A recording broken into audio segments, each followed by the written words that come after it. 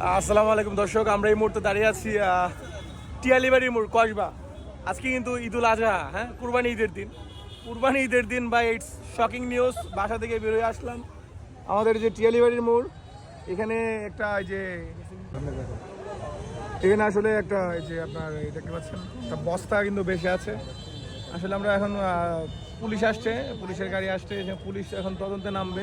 এখানে পুলিশ আছে, আসলে এটা কি, এটা আসলে মূলত এই বস্তার মধ্যে অনেকে সন্দেহ করতেছে যে এখানে মানুষ মেরে ফেলে রেখে গেছে, হয়তো বা এখন অনেক দিন হয়ে গেছে বা 1-2 দিন হয়ে গেছে, পচে ফুলে বেশি উঠেছে। আমরা আসলে এখনও শিওর না।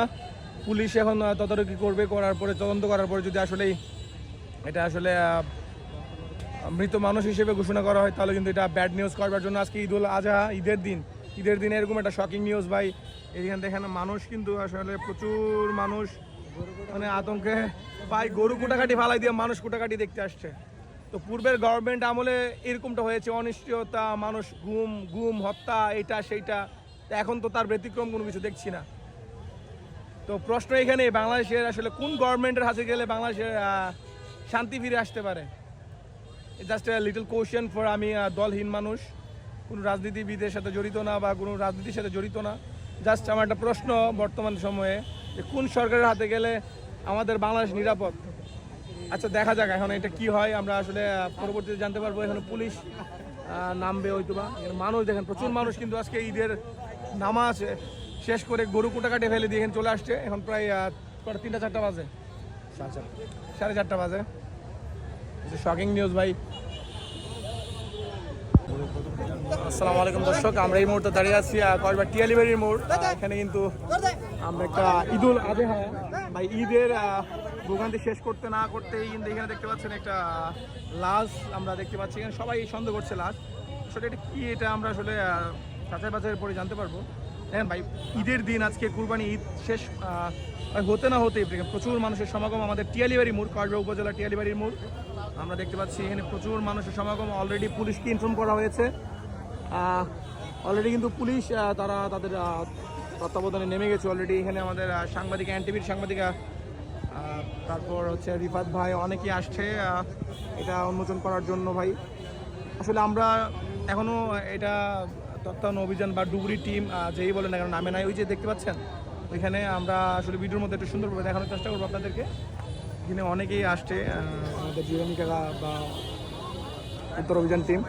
তো আসলে আমরা এখানে দেখতে পাচ্ছি যে কি হয় আল্লাহ জানে ভাই, দেখা যাক। পরবর্তীতে আপনাদেরকে জানিয়ে দেওয়া হবে যে আসলে এটা কি হতে পারে, এটা নারী পুরুষ বা কে ভাই, আসলে এখন আমরা বুঝতে পারতেছি না। আর তদন্ত টিম নামতে অবশ্যই একটু সময় লাগবে। আপনারা সাথেই থাকুন, দেখতে থাকুন, সৈয়দ সাকলান সিজন ফলো করে পাশে থাকুন। পরবর্তী আপডেট আপনাদেরকে জানিয়ে দেওয়া হবে। ধন্যবাদ সবাইকে। ভাই কি একটা অবস্থা দেখেন, এখানে মিডিয়া প্রচুর হাজির। এখানে নামার জন্য ডুবুরি বাহিনী কিন্তু রেডি আছে অলরেডি।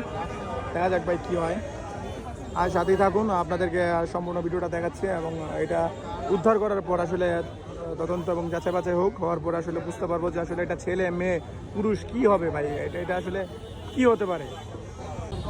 ভাই পুলিশ এই যে মাছগুলা পর্যন্ত দেখেন, মাছগুলা পর্যন্ত ময়রা ভাইসা উঠছে। ডুবুরি টিম নামার জন্য প্রস্তুত একেবারে, যে লাশটাকে এখানে এনে রাখবে, তারা নামার জন্য একেবারে প্রস্তুত।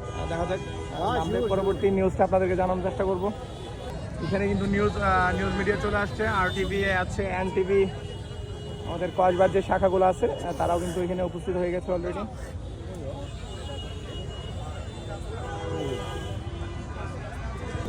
এখানে দেখতে পাচ্ছি যে আমরা ডুবুরি অভিযানে যিনি নামবেন, তিনি আসলে হাতে গ্লাভস বা আরও অনেক কিছু পরিধান করতেছে।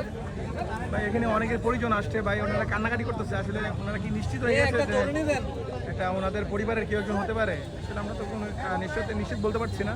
এখানে সে কান্নাকাটি করতেছে ভাই। এখানে কি লাশের পরিবার হতে পারে না অন্য কেউ হতে পারে, আসলে আমরা এখনো কনফার্ম না ভাই। লাশটা নিশ্চিত হোক যে এটা লাশ। কান্নাকাটি করতেছে। কিছুক্ষণের মধ্যে কিন্তু ডুবুরি অভিযান পরিকল্পনা জারি করবে। ওই সময় কিছুক্ষণের মধ্যে উনি নেমে যাবে, নেমে যে লাশটাকে পারে এখানে রাখতে পারে।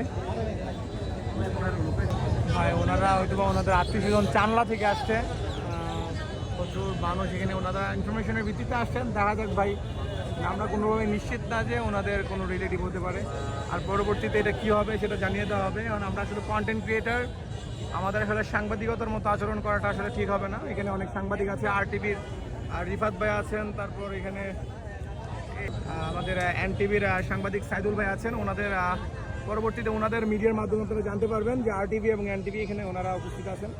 কী হয় সেটা আপনারা পরবর্তীতে জানতে পারবেন। আমি এই পর্যন্ত এখানে বিদায় নিচ্ছি। পরবর্তীতে আপনারা NTV অথবা RTVর মাধ্যমে আপনারা আসলে বিষয়টা ক্লিয়ার হবেন এবং বাদবাকি তদন্তের কার্যক্রম তারাই সমাপ্ত করবে। এখানে প্রচুর মানুষ ভাই জমে গেছে। আমি চাইবো এখান থেকে ভাই বিদায় নেওয়ার জন্য। ভালো থাকেন, আসসালামু আলাইকুম।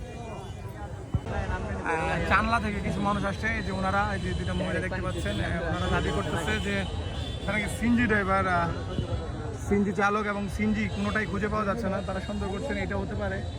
এখন আসলে এগুলা পোস্টমর্টম বা তদন্তর ভিত্তিতে পরবর্তীতে যাচাই বাছাই করা যাবে। এখন তো আমরা শিওর বলতে পারছি না। পরবর্তীতে আপনি NTV অথবা RTV, এখানে রিফাত ভাই আছে বা যে সাইদুল ভাই আছে, ওনাদের মিডিয়ার মাধ্যমে আপনারা জানতে পারবেন যে আসলে এই ঘটনাটা কী হয়েছে।